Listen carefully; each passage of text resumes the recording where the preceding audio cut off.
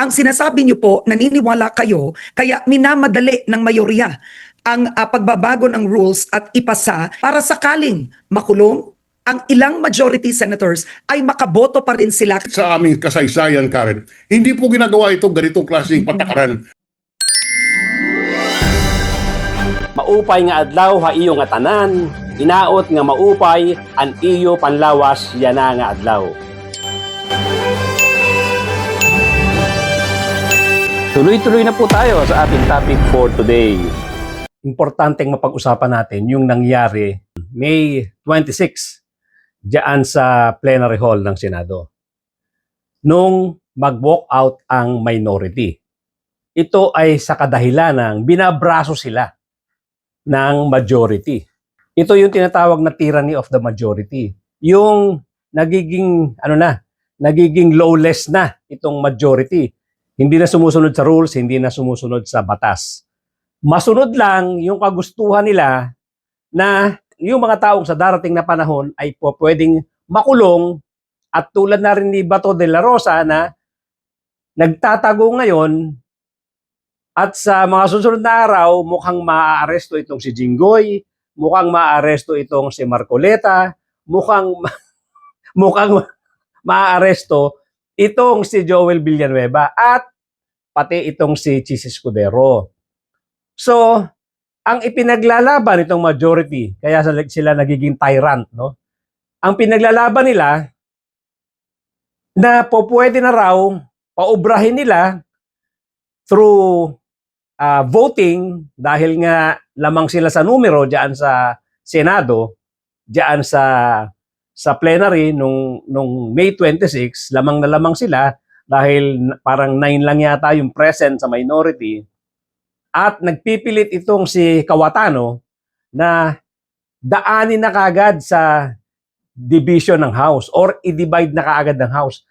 Ayaw ng pagtalunan, ayaw na nilang pagdebatihan.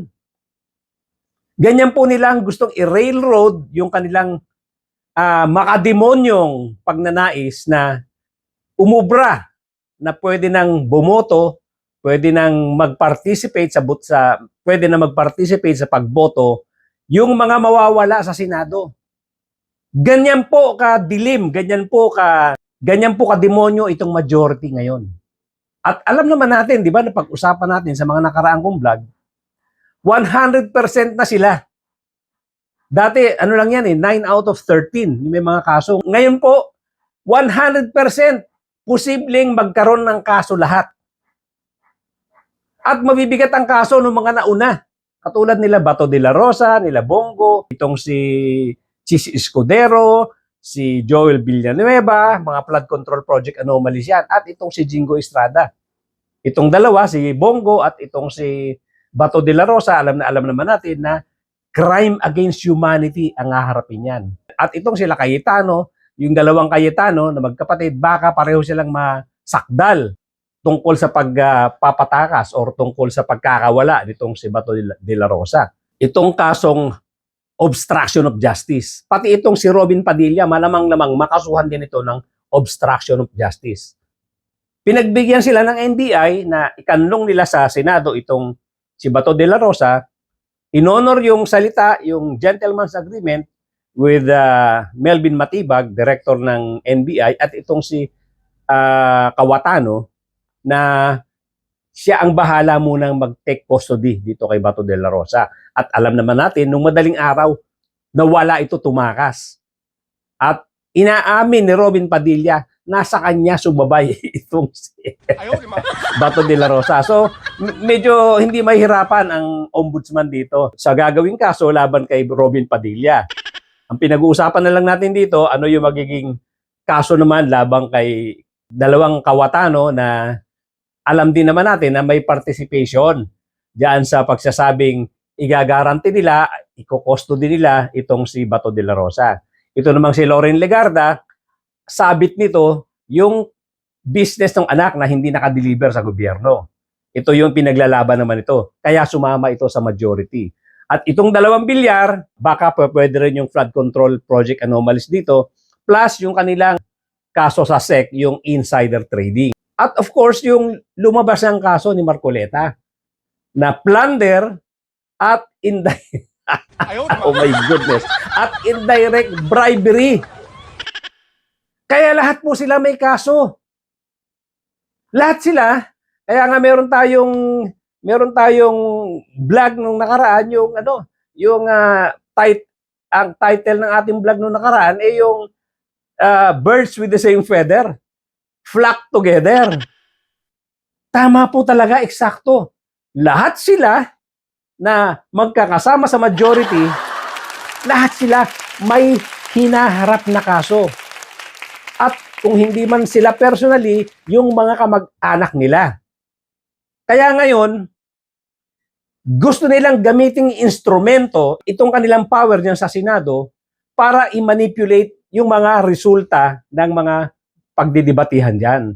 Katulad na rin ng impeachment case ni Sara, na idinideny nitong si Alan Peter Cayetano na hindi raw related sa impeachment yung kanilang pambabraso para makuha yung Senate presidency.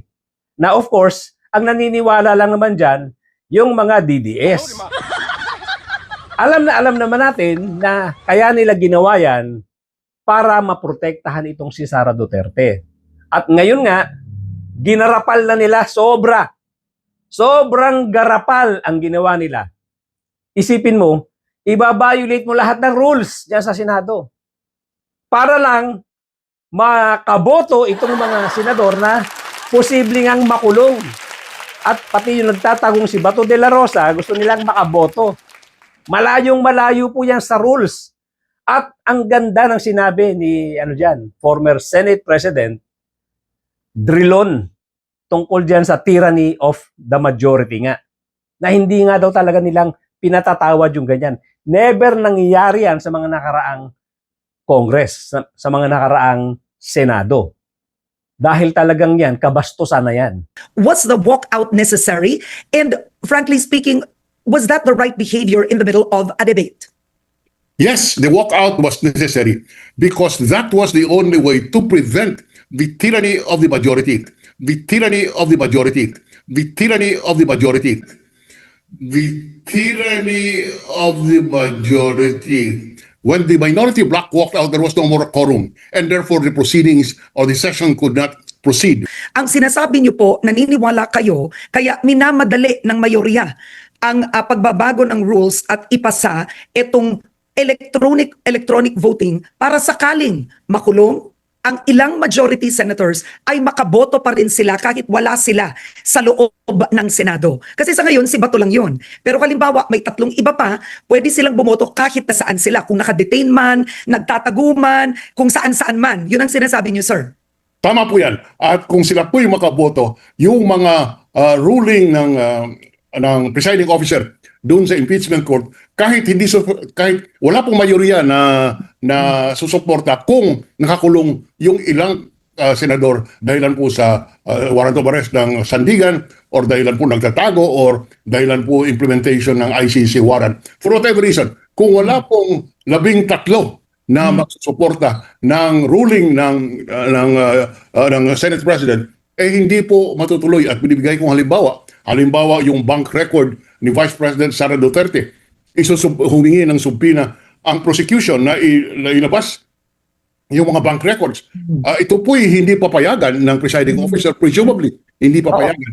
At ang ruling ng presiding officer, the Senate President, i-appeal po yan sa buong Senado. Kung hindi makaboto si Bato et al., wala pong majority voto na mag-affirm nung ruling ng presidente ng Senado, and therefore pwede pong mabuo ang subpoena on bank records. Very crucial po ito. Kaya po pinagmamadali. Ngunit sa aming kasaysayan, Karen, hindi po ginagawa ito ganitong klaseng patakaran. Ito pong tyranny of the majority ay wala po sa bokabularyo ng mga Senado yan. Kailangan nagdedebate kami anumang issue, and it is with reason and consensus that we come up to a ruling or an arrangement in the Senate. Wala pong puwang sa matinong society yung kanilang ginagawa na yan. At ang galing ng ang pagkaka-counter attack nitong minority. Yung bigla silang nag-walk out para mawalan ng quorum. ang naiwan dyan sa minority, dyan sa session hall, ay itong si Senator Tito Soto, na alam naman natin na veterano sa Senado. Alam na alam niya ang rules. At siya ang nagsabi ng I move for the adjournment at magkaroon nga ng quorum call na tinanggihan or pilit nilabanan nitong si Cayetano at nitong si Marcoleta. At napahiya pa sila kay Senator Tito Soto nung sabihin nito na hindi pinagtatalunan yan base sa rules. Minority Leader. I move to adjourn or quorum call.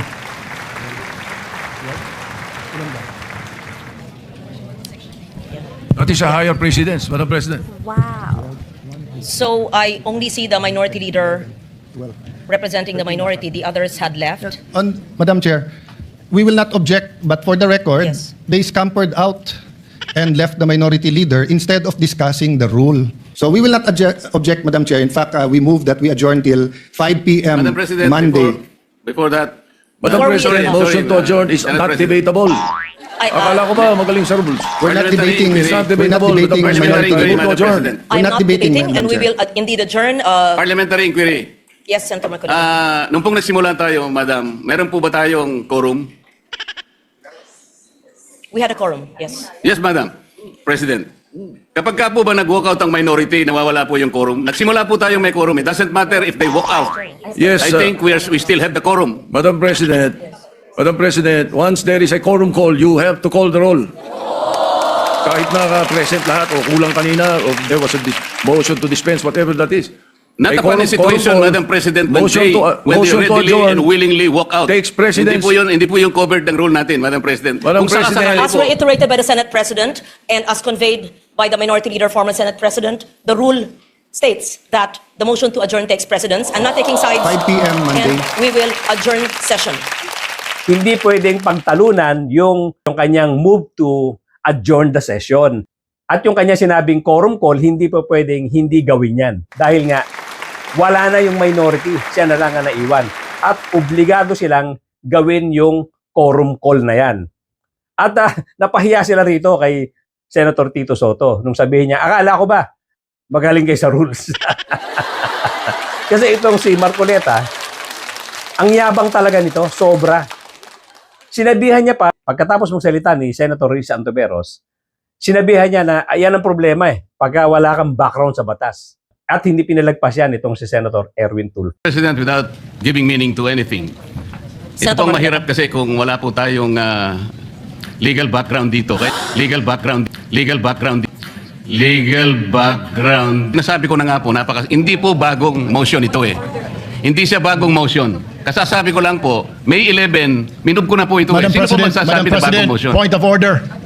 Ad hominem. Sinasabi ko lamang po, ang Hindi, sinasabi Madam ko lang, President, kanina ko po sinasabi. Hindi po tama yun. Section Sasabihin yung 130. kasama niya Pwede po ay ba? walang Session is kinalaman, suspended. Pwede po walang ba alam sa magbigay? batas. Alam nyo noong araw, hindi ko gusto yan si Senator Erwin Tulfo. Hindi ko gustong maging senador yan dahil nandiyan na nga si Raffy Tulfo. Pero lumalabas magandang tindig nitong si Senator Erwin Tulfo diyan sa Senado. Very active siya at alam niya ang sinasabi niya. May laman. At nagustuhan ko rin yung ginawa niya nung May 26, diyan nga sa comment nitong si itong si mayabang na Marcoleta na ilang beses nilang paso na rin ni Senator Ping Lacson. Kaya hanggang ngayon hindi mapatawad dito si Senator Ping Lacson. Ilang beses ito. At kung maaalala nyo, maisingit ko lang. Si Senator Ping Lacson ang nagsabi na yung mga pananalita mo, yung pagpapasikat mo tungkol diyan sa contribution mo sa COMELEC na pinalusot ka ng COMELEC, sabi ni Senator Ping Lacson, swa ka sa banga. Shoot ka sa balde sa mga sinasabi mo. Siguro magkakakaso ka dyan. Something to that effect ang sinabi ni Senator Ping Lacson. At yan na nga ang nangyayari ngayon.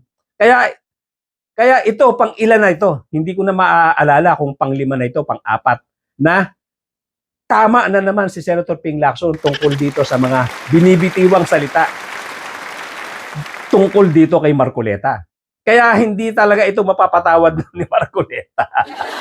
Ilang beses siyang nilampaso sa debate at ngayon tama na naman si Senator Ping Lacson nung sabihin niya na shoot ka sa balde sa mga sinasabi mo.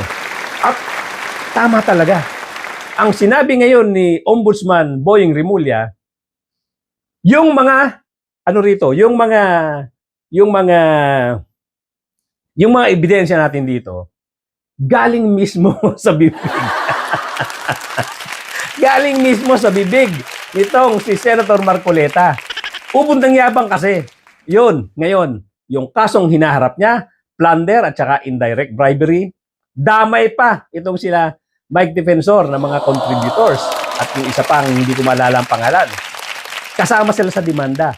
Ang naglaglag din sa kanila, ito mismong si Senator Marcoleta.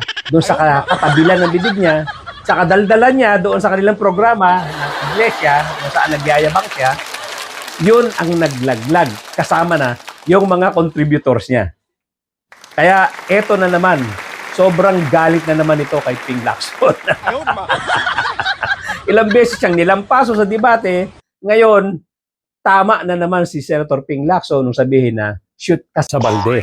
So bumalik tayo dito sa nangyari noong May 26 no, diyan sa plenary. Ngayon, itong ginagawa nilang pambabastos, yung tyranny of the majority, walang kapatawaran po ito. Kaya manindigan po tayong taong bayan. Huwag po nating pabayaan ang mga minority senators dito. Pakita po nating mamamayan ang puwersa ng people power kung itong gagawin ng may majority nila Senator Cayetano ay ipagpapatuloy nila. Huwag tayong pumayag. Sobra na pong kabastusan yan. Alam na nga natin na lahat sila may kaso.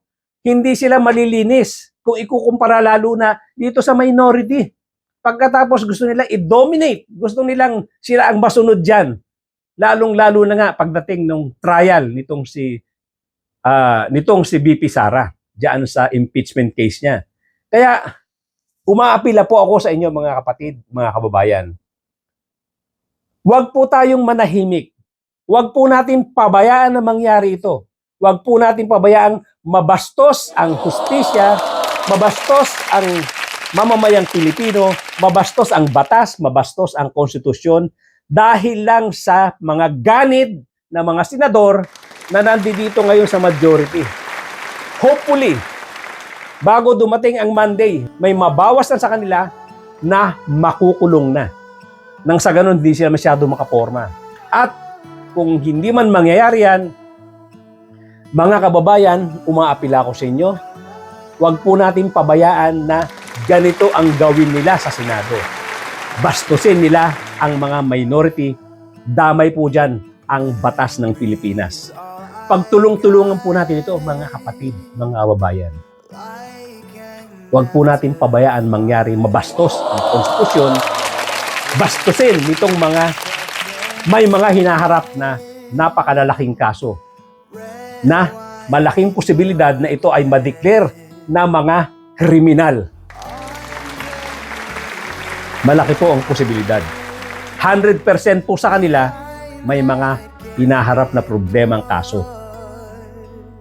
Hanggang dito lang po muna mga kapatid, mga kababayan. Thank you so much for joining me today. At doon po sa mga bago lang sa aking channel, kindly subscribe. Wala naman pong obligasyon sa YouTube yan. Yung malaking tulong po yung subscription ninyo, yung mga hindi pa nakakapag-subscribe. At please like at mag-comment po tayo. Pilitin natin masagot as much as possible yung mga komento ninyo. At pakishare po natin nang sa ganun marami makaalam tungkol sa mga pinag-uusapan natin dito sa aking munting channel. Again, maraming salamat po sa panonood sa ating mga kababayan na sumusubaybay at mga kapatid, mga kababayan, magkita-kita po kayo.